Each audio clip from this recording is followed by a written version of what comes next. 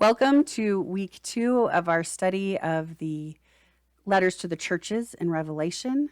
This is chapter 2 and 3 of Revelation that we're studying for the next several weeks. And today we're going to talk about the city of Smyrna.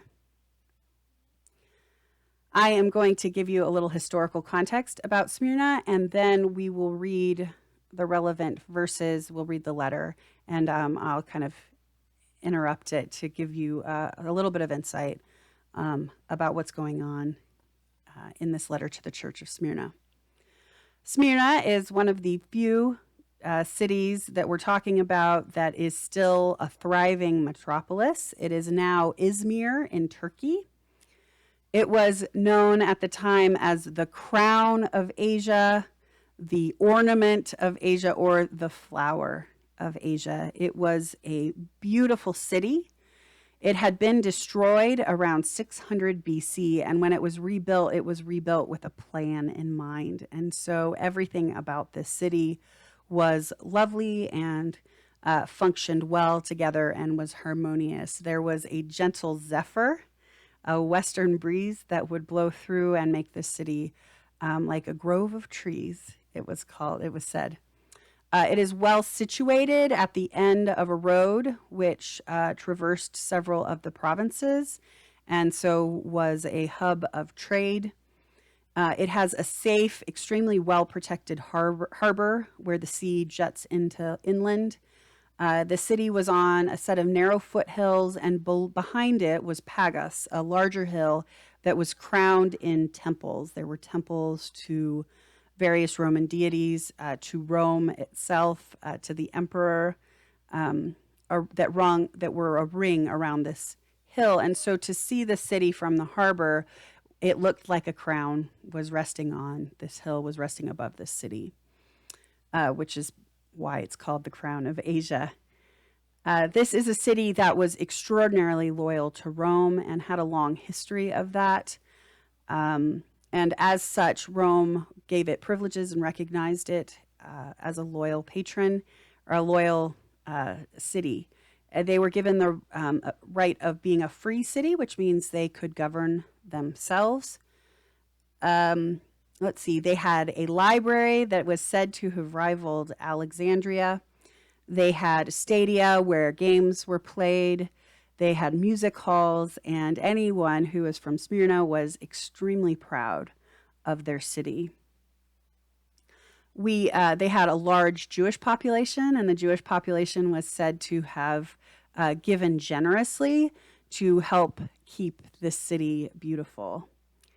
One of the famous residents of Smyrna was Polycarp. He was a bishop who was martyred there in February of 155 AD.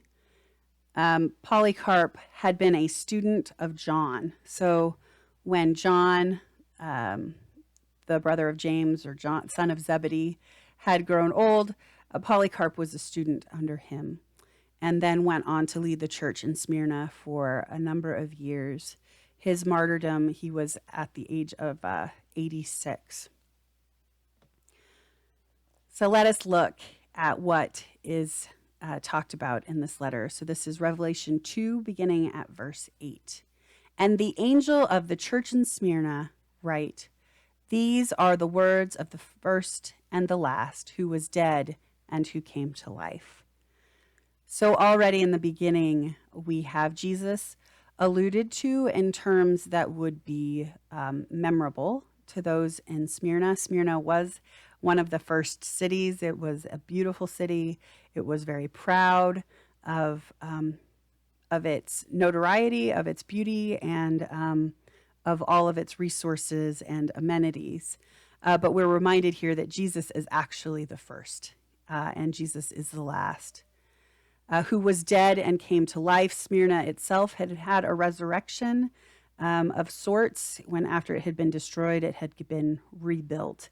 But we are reminded once again that Jesus is the one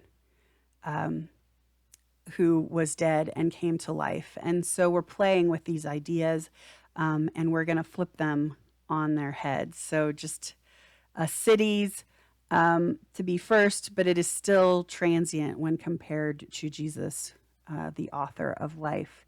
And the city, even though it was dead and came back to life, Jesus's life is eternal. So we're already seeing that juxtaposition of Jesus and some of these pride points of the city. Okay, starting again in verse 9. I know your affliction and your poverty, even though you are rich.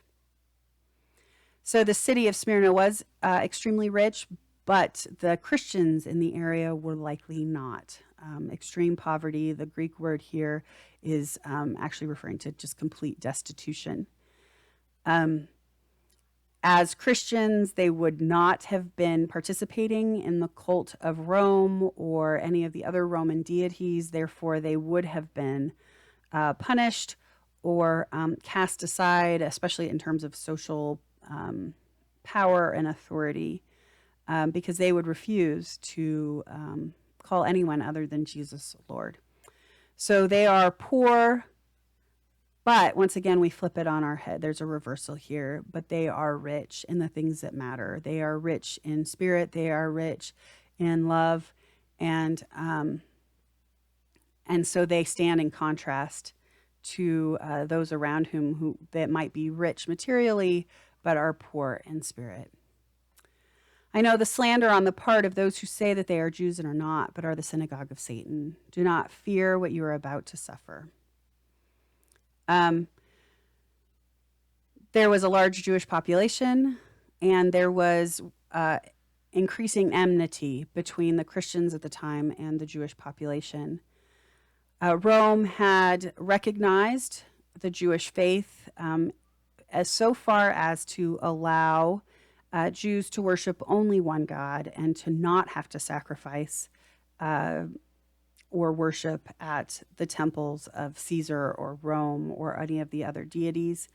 And so as long as the Christians were recognized as a sect of Judaism, they also had that protection. And so as that protection was removed, that would increase the danger of the Christian community. But the Christian community sought many of its converts from the Jewish community. And so there was a sense of enmity that had developed between these people groups. But I think lest we handle this with flippancy, I want to read a section of this book. It's Revelation. It's a commentary by Catherine Gonzalez and Justo Gonzalez. So this is what it says on page 27. Eventually, things changed drastically to the point that Christians had the upper hand. And if John could fault Jews for refusing to protect Christians at an earlier time, Christians can be faulted with far more reason for refusing to protect Jews in more recent centuries. Thus, we must take care lest we use the words in Revelation, as they have been used, as an excuse to continue practicing or promoting discrimination against Jews. That's a helpful reminder that while the context, John was calling out the Jews of Smyrna in 90 AD, we have to be careful with the way we use that language. Picking up again in verse 10, do not fear what you are about to suffer. Beware, the devil is about to throw some of you into prison so that you may be tested, and for 10 days you will have affliction. Be faithful unto death, and I will give you the crown of life. Persecution of the church was a reality, but the 10 days mentioned here is a symbolic number, meaning that the persecution will not last long. And indeed, persecution of the church throughout this whole region at the time was uncertain, was depended on the attitudes of the time, the energy of the time. And so there would be periods of intense persecution followed by periods of rest. And so part of what the Christians are suffering at the time is an uncertainty about their own faith. So do not fear what you are about to suffer. We have a reversal again of the suffering and with the eternal reality of life with Jesus. So don't be afraid of what you are about to suffer. It is temporary and it's transient. Polycarp, as I mentioned before, was one of the more famous martyrs of the town. and he proudly went to be martyred. And as he prayed, he thanked God for the blessing of sharing in the cup of suffering that Jesus drank from.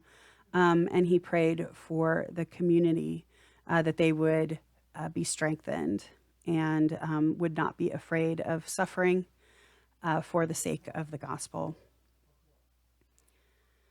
In verse 11, let anyone who has an ear listen to what the Spirit is saying to the churches. Whoever conquers will not be harmed by the second death. So again, we have this reminder of the life that is promised to those who love and follow Jesus.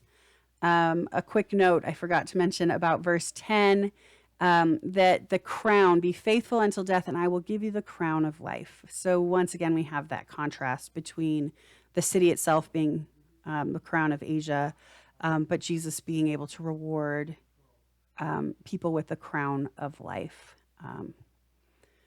So that is a little insight about Smyrna and the letter to the church in Smyrna from Revelation 2, 8 through 11.